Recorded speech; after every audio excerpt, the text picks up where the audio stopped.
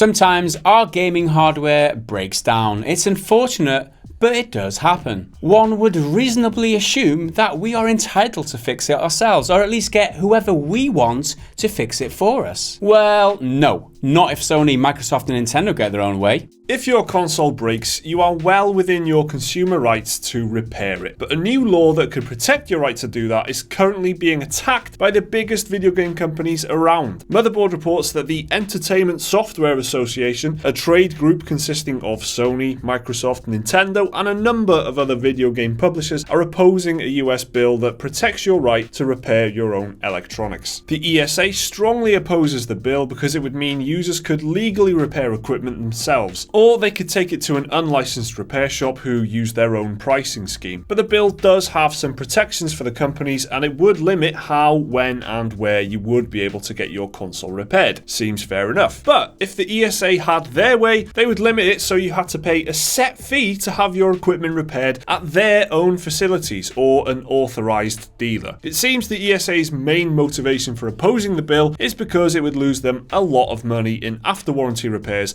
and destroy their ability to monopolise equipment repair of their consoles. If they get their way, we'll have to go through them to fix our shit. The most notable perpetrator of this tactic is Apple. They cracked down on iPhone repairs and have created a system where the only reliable way to have your Apple products fixed is to ship them off or take them into an Apple store. This makes them a fuck ton of cash, by the way. However, Sony and Microsoft are also guilty of the very same thing. The infamous Ring of Death, which plagued the Xbox 360, required you to send off your console to Microsoft for refurbishment, when in reality all that was required was a simple resoldering. But Microsoft said this was against their terms of service, and in the end it was a massive headache for everyone involved. Sony, on the other hand, charged a $200 refurbishment fee if your PlayStation 3 suffered the less famous but equally infuriating yellow light of death. But the fix was indeed much more complicated. Really, the big reason they don't want people to fix their own stuff is because fixing stuff is a market in and of itself, and there is plenty of cash to be made. So this is something that a lot of industries do. It's not just video games, it's a lot of like farming industries, a lot of tech industries in various fields. They all do it. Apple, as we mentioned, do it. And it's just the way that, you know, the legal teams of these companies just protect the revenue that the company makes, because they do make money from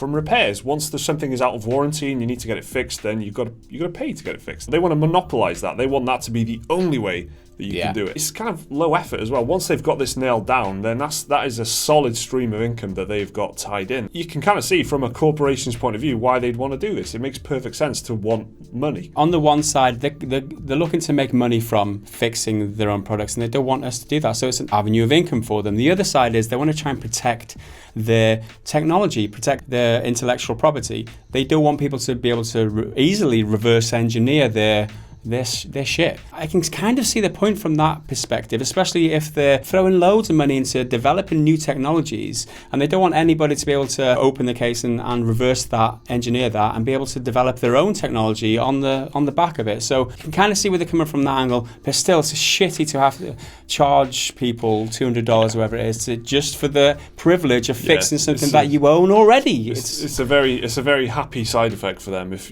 they're protecting their property and everything, which is a big part of it.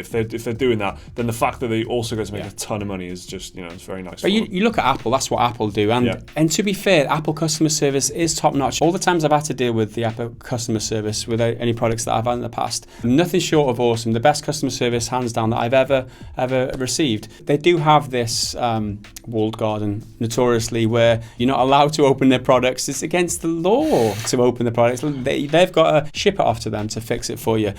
It's kind of, again, double-edged sword, but if it's under warranty, they do it for free, so, I mean, there's no problem with that. The ESA and other groups like them see self-repair as a threat to the monopolies that they hold over the repair market, but they also have some genuine concerns about protecting their own hardware and IP. First, they believe that allowing self-repair would enable users to reverse engineer copy-protected hardware and lead to IP theft or cracking of consoles, which they believe would lead to illegal modifications, piracy, and hacking threats. This is probably the only genuine grievance that holds any real weight here. For example, when the PS3 was reverse engineered, a hacker by the name of GeoHot infamously managed to crack open the PS3 software. This led to piracy of games and eventually the massive PSN hack of 2011. Another point raised by the ESA is safety concerns surrounding self-repair, which could lead to bodily harm. But this argument is bollocks and is covered by previous consumer rights bills anyway. They are not liable for injuries caused by self-repair. If you crack open your computer and do some repairs inside and just happen to cut yourself while you're doing it, it's not the company's fault that you got hurt. So this argument is just pretty stupid. And the last point of contention from the ESA is that self-repair could lead to trade secrets being given away about just how their hardware actually works. Console manufacturers are concerned that people will learn and steal their trade secrets, which would lead to competing companies stealing information for their own uses. But on the flip side, these companies do love to tout how their hardware works, and you can find full spec sheets provided by the manufacturer themselves, which actually explain how everything works. There's also the likes of Digital Foundry who do full spec teardowns of new hardware, and they know how the hardware works inside and out. But the bill covers this anyway. It has provisions which protects trade secrets, and it would not require manufacturers to provide unlocking tools. They would only have to provide guides advising how to fix faults. Hopefully this bill gets passed through successfully, because if it doesn't, it sets a pretty shitty precedent for the gaming market. Sadly, this is already the case for phones. Hopefully it doesn't go the same way for video games, which will give executives another chance to do what they do best.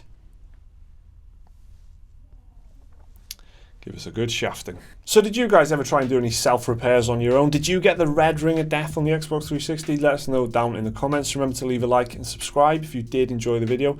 We've got some more content for you right here. We'll see you next time.